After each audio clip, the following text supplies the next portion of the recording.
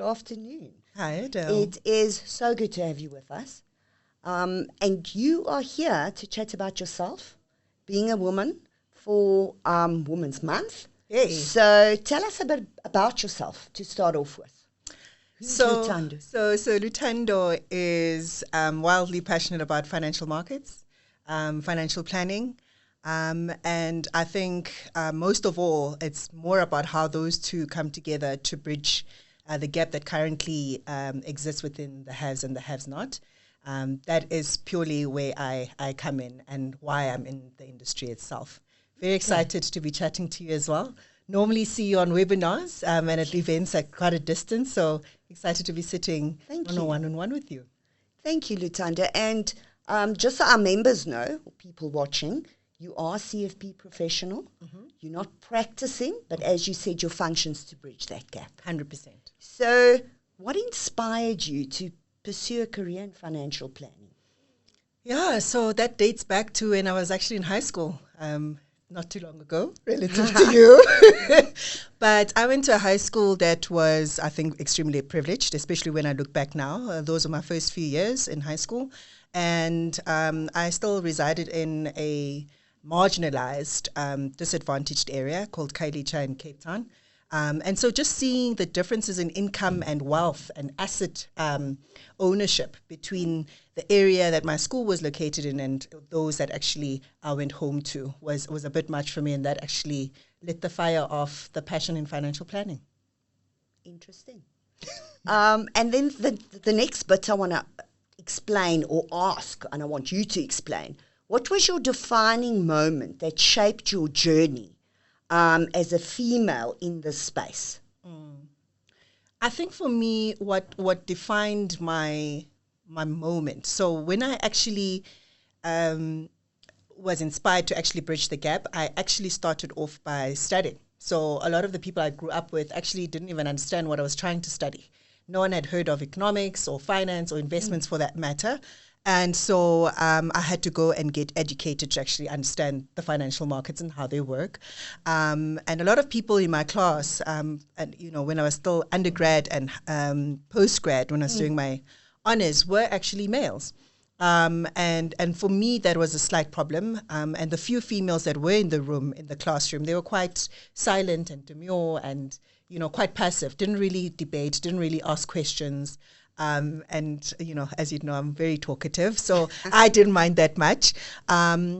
And so I think that was the start of my definitive journey towards financial planning. Then, of course, because of my academic qualifications, having been a strong analyst, pathway, I started off in the investment team of a very big asset management business in South Africa. And from there, I realized I'm not supposed to be sitting picking the stocks.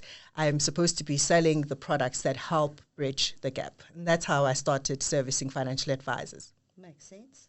And what do you think the unique perspectives are and strengths you bring as a female to that environment? What do you think your speciality is as a lady? As a lady, I think females are a lot more empathetic. And I mean, I answer that question for myself, but on behalf of other female financial planners as well. The way that they respond to clients and create deep connections with clients, make sure that the clients are long-lasting investors through their practice. They also have, and I mean, if you consider the fact that when investors actually become your client as a financial planner, it's because they're going through a life transition, whether they're going through a divorce or whether their spouse has just passed away or they've just been retrenched. Just being a woman really helps you get that human being over the line and, be able to transition successfully, emotionally and psychologically, but also financially. So I think that's one of the strengths that we've got as females. So I try to bring that spirit and that awareness to my male advisors as well, who are my clients. So 90% of my base is actually male. So I try to actually do a lot of things that help them become more aware of the imperative of them setting up their value proposition such that it attracts female investors, because we need it as a country. We need more female investors.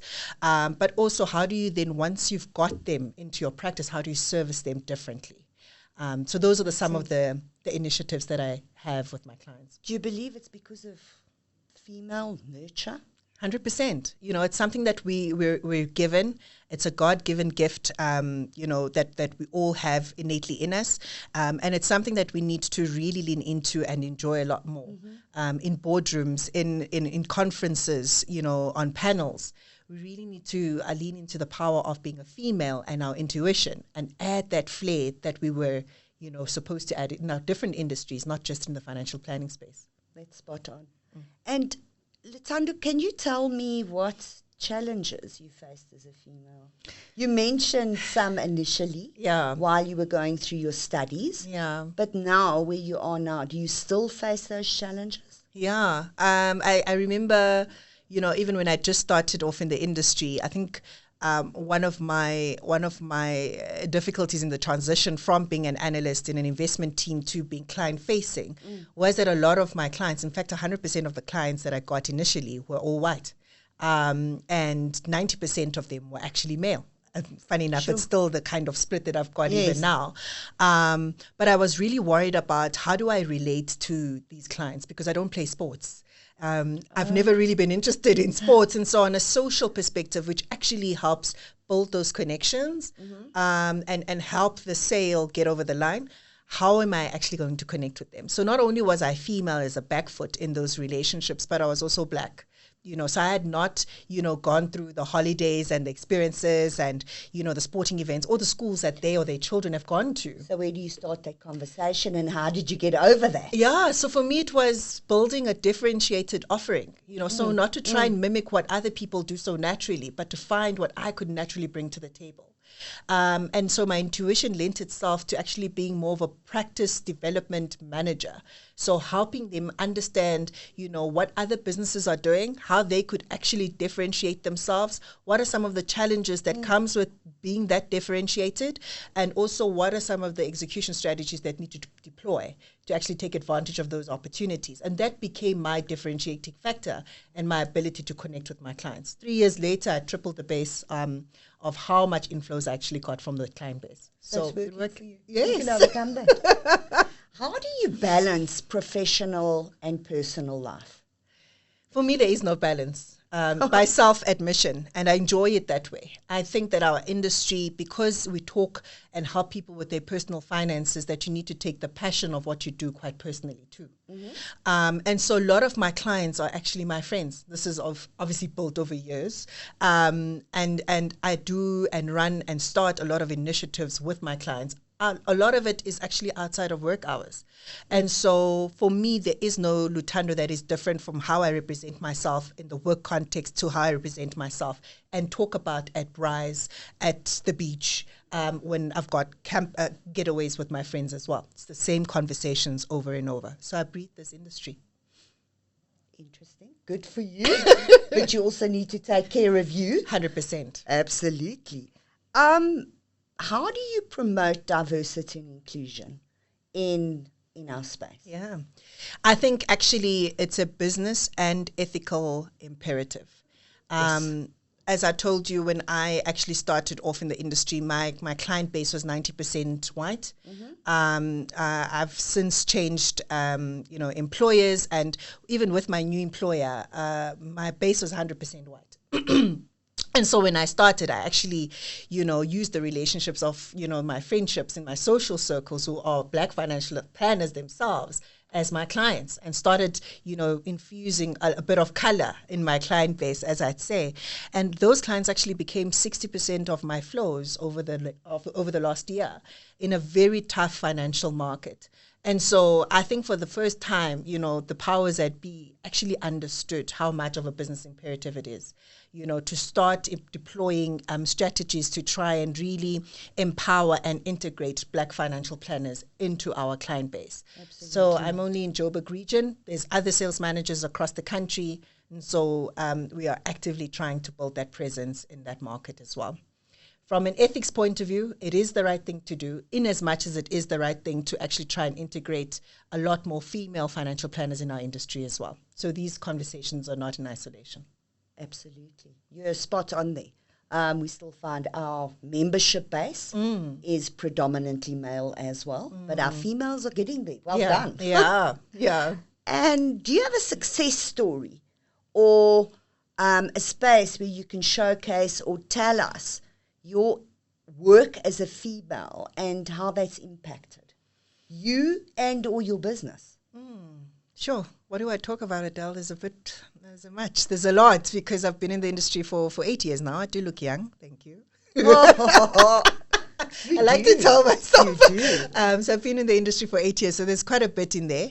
I do a lot of financial education, broadcasting type initiatives with a few radio stations to try and reach the kind of investor base that wouldn't traditionally hear the tad bits of, financial guidance that I can give them via radio. It's often the people in the rural areas that actually need the financial education more than most, and they obviously can't afford financial advice. And so how do we actually reach them? So I reach them through radio and, speaking my vernacular language to try and, diffuse how technical the industry can be into a way that they can practically understand how to apply it. I also collaborate with other, service providers that are also asset management businesses to address the fact that we've got young financial planners in our industry, particularly in Johannesburg, that have very unique sets of challenges that they need to overcome as young practices. And so we use that advisor network to actually lean in a lot more into what their challenges are and what they think they need help with to actually execute on some of those opportunities and challenges. And then we take that feedback and we deploy it back into the service provider companies we work for to help facilitate the kind of change we want to see in the industry. And have you had success stories there?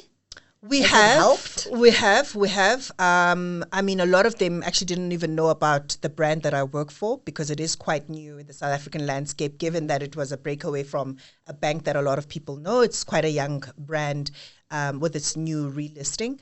And so a lot of those clients have actually come on board and really supported my business. But I think more than not, there's something that's very interesting that we're building within the industry that will help the funding problem that these Black advisor practices actually have. So I'm very excited to have been part of that build for the company. But I think, those are two things that I do at large for practitioners of the industry. Then for people who are still coming into the industry, which is an imperative again that we've got as practitioners currently, is to pull graduates into our industry quite successfully.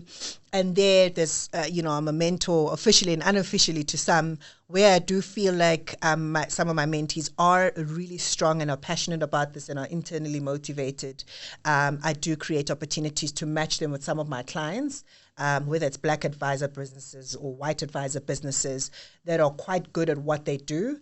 And get them some exposure, during their school holidays. And then I also get them exposure through corporate, both my former company and the current company I actually work for, so that by the time they graduate and are fully ready to integrate into the industry, they've got some practical experience. And that's one of the biggest things for us. It's the practical experience. Yeah.